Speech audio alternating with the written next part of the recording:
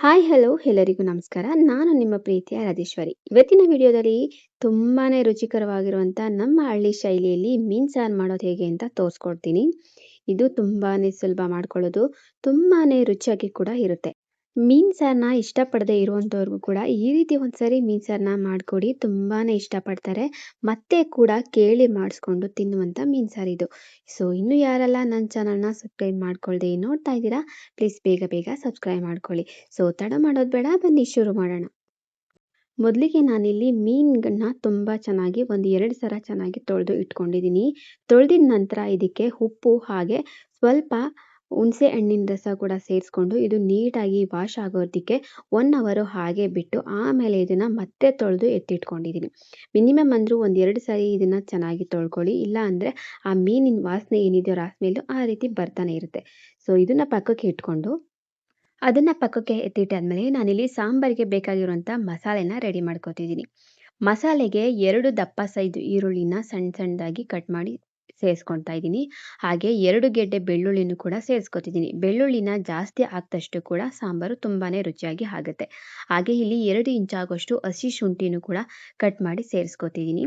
ಈರುಳ್ಳಿ ಮತ್ತು ಬೆಳ್ಳುಳ್ಳಿನ ಎಷ್ಟು ಹಾಕ್ತೀವೋ ಅಷ್ಟೇ ರುಚಿಯಾಗಿ ಸಾಂಬಾರು ಕೂಡ ಇರುತ್ತೆ. ಹಾಗೆ ಇದಕ್ಕೆ 1 ಹಿಡಿ ಆಗುವಷ್ಟು ಕೊತ್ತಂಬರಿ ಸೊಪ್ಪನ್ನು ಕೂಡ ಸೇರಿಸ್ಕೊತಿದ್ದೀನಿ. ಇದನ್ನೆಲ್ಲ ಸೇರಿಸ್ಕೊಂಡಿದ್ದೆಲ್ಲ ಆದಮೇಲೆ ರುಬ್ಬೋದಕ್ಕೆ ಬೇಕಾಗಿರುವಷ್ಟು ನೀರನ್ನು ಕೂಡ ಸೇರಿಸ್ಕೊಂಡು ಇದನ್ನ ನುಣ್ಣಗೆ ಗ್ರೈಂಡ್ ಮಾಡಿ ಎತ್ತಿಟ್ಕೋಬೇಕು. ನೀವು ನೋಡ್ತಾ ಇದ್ದೀರಲ್ವಾ, ನಾನು ಈ ರೀತಿ ನುಣ್ಣಗೆ ಪೇಸ್ಟ್ ಮಾಡಿ ಎತ್ತಿಟ್ಕೊಂಡಿದ್ದೀನಿ. ಇದಕ್ಕೆ 2 ರೀತಿನಲ್ಲಿ ಮಸಾಲೆನ ರೆಡಿ ಮಾಡ್ಕೋಬೇಕು ಈ ಮೀನಿನ ಸಾಂಬಾರಿಗೆ. ಈ ರೀತಿ ಮಾಡ್ಕೊಳ್ಳೋದ್ರಿಂದ ತುಂಬಾನೇ ರುಚಿಯಾಗಿರುತ್ತೆ. ಹಾಗಾಗಿ ಇದೇ ರೀತಿ ನಾನು ಕೂಡ ಟ್ರೈ ಮಾಡಿಕೊಂಡು ಮಾಡ್ತಾ ಇರ್ತೀನಿ. ಸೊ ಇದನ್ನ ಪಕ್ಕಕ್ಕೆ ಎತ್ತಿಟ್ಕೊಂಡು ಮತ್ತೆ ಅದೇ ಜಾರಿಗೆ 1 ಕಪ್ ಆಗುವಷ್ಟು ಹಸಿ ತೆಂಗಿನಕಾಯಿ ತುರಿನ ಸೇರಿಸ್ಕೊತಿದ್ದೀನಿ. ಹಸಿ ತೆಂಗಿನಕಾಯಿ ತುರಿನ ಸೇರಿಸ್ಕೊಂಡಿದ್ದೆಲ್ಲ ಆದಮೇಲೆ ಸ್ವಲ್ಪ ಚಕ್ಕೆ ಹಾಗೆ 1-2 ಲವಂಗನೂ ಕೂಡ ಸೇರಿಸ್ಕೊತಿದ್ದೀನಿ. 1 ದಪ್ಪದು ಟೊಮೆಟೊನು ಕೂಡ ಹಣ್ಣಾಗಿರುವಂಥ ಟೊಮೆಟೊನ ಕಟ್ ಮಾಡಿ ಸೇರಿಸ್ಕೊತೀನಿ. ಒಂದು 4 ಖಾರದ ಮೆಣಸಿಕಾಯಿನೂ ಕೂಡ ಸೇರಿಸ್ಕೊತೀನಿ. ನೀವಿಲ್ಲಿ ಬ್ಯಾಡಗೆ ಮೆಣಸಿಕಾಯಿನೂ ಕೂಡ ಸೇರಿಸ್ಕೋಬೋದು. ಹಾಗೆ ನಾನಿಲ್ಲಿ 1 ಟೇಬಲ್ ಸ್ಪೂನ್ ಆಗುವಷ್ಟು ಗಸಗಸೆನೂ ಕೂಡ ಸೇರಿಸ್ಕೊತಿದ್ದೀನಿ. ಅದಾದಮೇಲೆ ಒಂದು 4ರಿಂದ 5 ಕಾಳು ಮೆಣಸನ್ನು ಕೂಡ ಸೇರಿಸ್ಕೊಂಡಿದ್ದೀನಿ. ಇವಾಗ ಇದಕ್ಕೆ ಸಾಂಬಾರು ಪುಡಿನ ಸೇರಿಸ್ಕೊತೀನಿ. ನಿಮಗೆ ಖಾರಕ್ಕೆ ಎಷ್ಟು ಬೇಕು ಆ ರೀತಿ ನೋಡಿಕೊಂಡು ಸೇರಿಸ್ಕೊಳ್ಳಿ. ಕೆಲವರು ಸಾಂಬಾರು ಪುಡಿ ಬದಲು ಧನಿಯಾ ಪುಡಿನೂ ಕೂಡ ಸೇರಿಸ್ಕೊಂಡು ಮಾಡ್ಕೋತಾರೆ. ಬಟ್ ಸಾಂಬಾರು ಪುಡಿನ ಸೇರಿಸ್ಕೊಂಡು ಒಂದ್ಸರಿ ಈ ರೀತಿ ಸಾಂಬಾರನ್ನ ಮಾಡಿದ್ರೆ ತುಂಬಾನೇ ಚೆನ್ನಾಗಿರುತ್ತೆ. ನೀವು ಕೂಡ ತುಂಬ ಇಷ್ಟಪಟ್ಟು ತಿಂತೀರಾ. ನಾನು ಅದನ್ನೆಲ್ಲ ಸೇರಿಸ್ಕೊಂಡಿದ್ದೆಲ್ಲ ಆದಮೇಲೆ ಸ್ವಲ್ಪ ನೀರನ್ನ ಸೇರಿಸಿ ಈ ರೀತಿ ನುಣ್ಣಗೆ ಗ್ರೈಂಡ್ ಮಾಡಿ ಎತ್ತಿಟ್ಕೊಂಡಿದ್ದೀನಿ. ನೆಕ್ಸ್ಟ್ ನಾನು ಸ್ಟವ್ ಆನ್ ಮಾಡಿಕೊಂಡು ಪಾತ್ರೆ ಇಟ್ಟು ಪಾತ್ರೆಗೆ ಒಂದು 2 ಟೇಬಲ್ ಸ್ಪೂನ್ ಆಗುವಷ್ಟು ಎಣ್ಣೆನ ಹಾಕ್ತಾ ಇದ್ದೀನಿ. ಎಣ್ಣೆ ಸ್ವಲ್ಪ ಚೆನ್ನಾಗಿ ಬಿಸಿ ಆದಮೇಲೆ ಇದಕ್ಕೆ 1 ದಪ್ಪ ಈರುಳ್ಳಿನ ಕಟ್ ಮಾಡಿ ಸೇರಿಸ್ಕೊತಿದ್ದೀನಿ. ಎಣ್ಣೆನ ಸ್ವಲ್ಪ ಕಡಿಮೆನೇ ಹಾಕೋದ್ರಿಂದ ಸಾಂಬಾರು ಟೇಸ್ಟು ಚೆನ್ನಾಗಿರುತ್ತೆ. ಎಣ್ಣೆನ ಜಾಸ್ತಿ ಹಾಕೋದಕ್ಕೆ ಹೋಗಬೇಡಿ. ಈರುಳ್ಳಿನ ಸೇರಿಸ್ಕೊಂಡಿದ್ದೆಲ್ಲ ಆದಮೇಲೆ ಒಂದು ಸ್ವಲ್ಪ ಚೆನ್ನಾಗಿ ಫ್ರೈ ಮಾಡಿಕೊಂಡು ಈರುಳ್ಳಿ ಕಲರ್ ಚೇಂಜ್ ಆಗೋವರೆಗೂ ಕೂಡ ಫ್ರೈ ಮಾಡಿಕೊಂಡ್ರೆ ಸಾಕು. ಫ್ರೈ ಮಾಡ್ಕೊಂಡಿದ್ದೆಲ್ಲ ಆದಮೇಲೆ 1/4 ಟೇಬಲ್ ಸ್ಪೂನ್ ಆಗುವಷ್ಟು ಅರಿಶಿನ ಪುಡಿನೂ ಕೂಡ ಸೇರಿಸ್ಕೊತಿದ್ದೀನಿ. ಅರಿಶಿನ ಪುಡಿನ ಸೇರಿಸ್ಕೊಳ್ಳೋದ್ರಿಂದ ಸಾಂಬಾರು ತುಂಬಾನೇ ರುಚಿಯಾಗುತ್ತೆ. ಹಾಗೆ ಈರುಳ್ಳಿ ಕೂಡ ನೀಟಾಗಿ ಫ್ರೈ ಆಗುತ್ತೆ. ಅರಿಶಿನ ಪುಡಿನ ಸೇರಿಸ್ಕೊಂಡು ಚೆನ್ನಾಗಿ ಈ ರೀತಿ ಫ್ರೈ ಮಾಡ್ಕೊತಿದ್ದೀನಿ. ಈ ರೀತಿ ಚೆನ್ನಾಗಿ ಫ್ರೈ ಮಾಡ್ಕೊಂಡಿದ್ದೆಲ್ಲ ಆದಮೇಲೆ ಇದಕ್ಕೆ ರೆಡಿ ಮಾಡಿ ಇಟ್ಕೊಂಡಿರುವಂಥ ಕೊತ್ತಂಬರಿ ಸೊಪ್ಪಿನ ಪೇಸ್ಟ್ ಏನಿದೆಯೋ ಅದನ್ನು ಸೇರಿಸ್ಕೊತಾ ಇದ್ದೀನಿ. ಇದನ್ನು ಸೇರಿಸ್ಕೊಂಡು ಚೆನ್ನಾಗಿ ಒಂದು 5 ನಿಮಿಷ ಇದನ್ನು ಹಾಗೆ ಲೋ ಫ್ಲೇಮ್ನಲ್ಲಿ ಫ್ರೈ ಮಾಡ್ಕೋಬೇಕು. ಇದರಲ್ಲಿರುವಂಥ ಹಸಿ ವಾಸನೆ ಪೂರ್ತಿಯಾಗಿ ಹೋಗಬೇಕು. ಯಾಕಂದರೆ ನಾವು ಇದನ್ನು ರುಬ್ಕೋಬೇಕಿದ್ರೆ ಇದನ್ನ ಫ್ರೈ ಮಾಡಿ ರುಬ್ಕೊಂಡಿಲ್ಲ. ಹಾಗೆ ಹಸಿ ಪದಾರ್ಥಗಳನ್ನ ಬಳಸ್ಕೊಂಡು ಮಸಾಲೆನ ರೆಡಿ ಮಾಡ್ಕೊಂಡಿರೋದ್ರಿಂದ ಇದನ್ನು ಎಣ್ಣೆನಲ್ಲೇ ಚೆನ್ನಾಗಿ ಫ್ರೈ ಮಾಡ್ಕೋಬೇಕು. ಮಿನಿಮಮ್ ಒಂದು 5ರಿಂದ 8 ನಿಮಿಷಗಳ ಕಾಲ ಇದನ್ನ ಚೆನ್ನಾಗಿ ಫ್ರೈ ಮಾಡ್ಕೊಳ್ಳಿ. ಈ ಚೆನ್ನಾಗಿ ಫ್ರೈ ಆದಮೇಲೆ ಇದರಲ್ಲಿ ಮೇಲ್ಗಡೆ ಎಣ್ಣೆ ಥರ ಬರ್ತಿರುತ್ತೆ. ಸೊ ಅಲ್ಲಿವರೆಗೂ ಕೂಡ ಚೆನ್ನಾಗಿ ಫ್ರೈ ಮಾಡ್ಕೊಂಡಿದ್ದೆಲ್ಲ ಆದಮೇಲೆ ರೆಡಿ ಮಾಡಿ ಇಟ್ಕೊಂಡಿರುವಂಥ ಇನ್ನೊಂದು ಮಸಾಲೆನೂ ಕೂಡ ಸೇರಿಸ್ಕೊತಾ ಇದ್ದೀನಿ. ತೆಂಗಿನಕಾಯಿ ಮಸಾಲೆ ಏನು ರೆಡಿ ಮಾಡ್ಕೊಂಡಿದ್ವೋ ಅದನ್ನು ಕೂಡ ಸೇರಿಸ್ಕೊಂಡು ಇದನ್ನು ಚೆನ್ನಾಗಿ ಮಿಕ್ಸ್ ಮಾಡ್ಕೋಬೇಕು. ಹಾಕಿರುವಂಥ 2 ಮಸಾಲೆ ನೀಟಾಗಿ ಬ್ಲೆಂಡ್ ಆಗೋವರೆಗೂ ಕೂಡ ಚೆನ್ನಾಗಿ ಫ್ರೈ ಮಾಡಿಕೊಂಡು ಅದಾದಮೇಲೆ ಇದಕ್ಕೆ ಒಂದು ಲಿಡ್ನ ಕ್ಲೋಸ್ ಮಾಡಿ ಒಂದು 10 ನಿಮಿಷಗಳ ಕಾಲ ಚೆನ್ನಾಗಿ ಇದನ್ನು ಕುಕ್ ಮಾಡ್ಕೋಬೇಕು.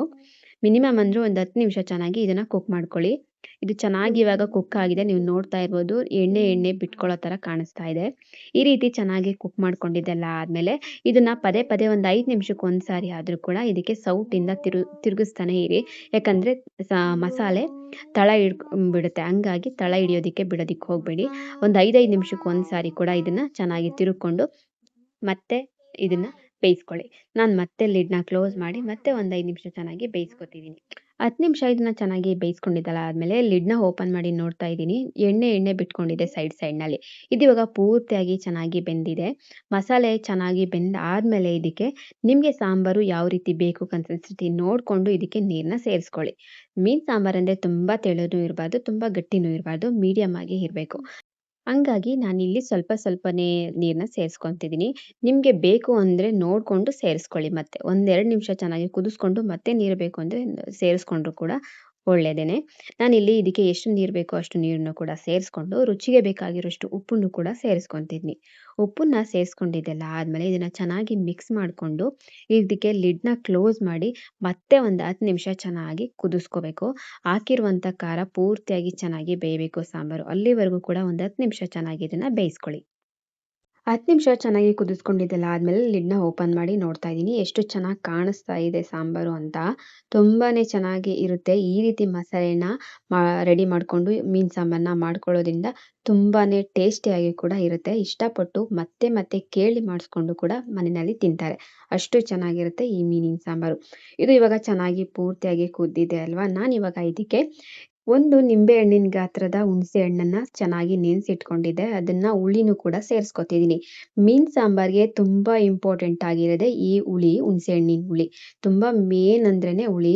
ಕೆಲವರು ಟೊಮೆಟೊನೇ ಜಾಸ್ತಿ ಹಾಕ್ತಾರೆ, ಹುಳಿನ ಲೆಸ್ ಮಾಡ್ತಾರೆ. ಬಟ್ ಹುಳಿ ಟೊಮೆಟೊನೂ ಹಾಕಿ ಹುಣಸೆ ಹಣ್ಣಿನ ಹುಳಿನ ಬಿಡೋದ್ರಿಂದ ಮೀನಿನ ಸಾಂಬಾರಂತೂ ತುಂಬಾನೇ ರುಚಿಯಾಗಿರುತ್ತೆ. ನೀವು ಕೂಡ ಒಂದ್ಸರಿ ಮನೆಯಲ್ಲಿ ಟ್ರೈ ಮಾಡಿ. ಹುಳಿನ ಸೇರಿಸ್ಕೊಂಡಿದ್ದೆಲ್ಲ ಆದ್ಮೇಲೆ ಮತ್ತೆ ಒಂದು 5 ನಿಮಿಷ ಚೆನ್ನಾಗಿ ಇದನ್ನ ಕುದಿಸ್ಕೋಬೇಕು. ಲಿಡ್‌ನ ಕ್ಲೋಸ್ ಮಾಡಿ. ಹುಳಿನ ಸೇರಿಸ್ಕೊಂಡಿದ್ದೆಲ್ಲ ಆದ್ಮೇಲೆ ಒಂದು 10 ನಿಮಿಷ ಇದನ್ನ ಚೆನ್ನಾಗಿ ಕುದಿಸ್ಕೋಬೇಕು. ಸಾರಿ, ಒಂದು 5 ನಿಮಿಷ ಕುದಿಸ್ಕೊಂಡ್ರೆ ಸಾಕು. ಹುಳಿ ಸೇರಿಸಿದ್ಮೇಲೆ ತುಂಬಾ ಹೊತ್ತು ಕುದಿಸೋದಕ್ಕೆಲ್ಲ ಏನು ಹೋಗ್ಬೇಡಿ. ಒಂದು 5 ನಿಮಿಷ ಕುದಿಸ್ಕೊಂಡ್ರೆ ಸಾಕಾಗುತ್ತೆ. ಇದನ್ನ ಪೂರ್ತಿಯಾಗಿ ರೆಡಿ ಆಗಿದೆ ಇವಾಗ ಸಾಂಬಾರು.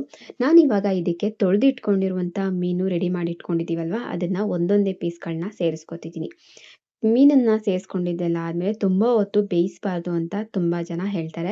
ಬಟ್ ಮೀನನ್ನ ತುಂಬಾ ಹೊತ್ತು ಬೇಯಿಸೋದಲ್ಲ. ಒಂದು 10 ನಿಮಿಷ ಆದ್ರೂ ಕೂಡ ಮೀಡಿಯಂ ಫ್ಲೇಮ್‌ನಲ್ಲೇ ಇಟ್ಕೊಂಡು ಮೀನನ್ನ ಬೇಯಿಸ್ಕೊಳ್ಳೋದ್ರಿಂದ ಮೀನಿನಲ್ಲಿರುವಂಥ ಹಸಿ ವಾಸನೆ ಪೂರ್ತಿಯಾಗಿ ಹೋಗುತ್ತೆ. ಹಾಗೆ ಸಾಂಬಾರು ತುಂಬಾ ಚೆನ್ನಾಗಿ ಮೀನಿಗೆ ಹಿಡ್ಕೊಳ್ಳುತ್ತೆ. ಆವಾಗ ಸಾಂಬಾರ್ ಟೇಸ್ಟ್ ಕೂಡ ತುಂಬಾನೇ ಚೆನ್ನಾಗಾಗುತ್ತೆ.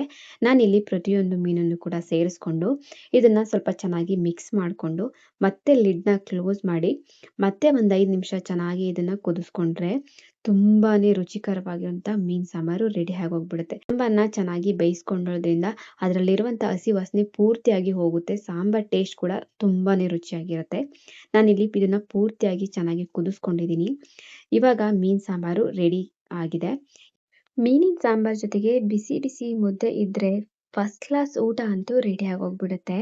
ಸೊ ವಿಡಿಯೋನ ಪೂರ್ತಿಯಾಗಿ ನೋಡಿದ್ರಿ ಅಲ್ವಾ? ಸೊ ಮೀನು ಸಾಂಬಾರ್ ಮಾಡೋದು ಹೇಗೆ ಅಂತ ನೀವು ಕೂಡ ತಿಳ್ಕೊಂಡಿದ್ದೀರಾ ಅಂತ ಭಾವಿಸ್ತೀನಿ. ವಿಡಿಯೋ ನಿಮಗೆ ಇಷ್ಟ ಆಗಿದ್ರೆ ಪ್ಲೀಸ್ ಒಂದೇ ಒಂದು ಲೈಕ್ ಮಾಡಿ, ಶೇರ್ ಮಾಡಿ, ಹಾಗೆ ಕಮೆಂಟ್ ಕೂಡ ಮಾಡಿ. ಹಾಗೆ ನನ್ನ ಚಾನಲ್‌ನ ಸಬ್ಸ್ಕ್ರೈಬ್ ಕೂಡ ಮಾಡಿಕೊಂಡು ಪಕ್ಕದಲ್ಲಿರುವಂಥ ಬೆಲ್ ಬಟನ್ ಕೂಡ ಕ್ಲಿಕ್ ಮಾಡಿ.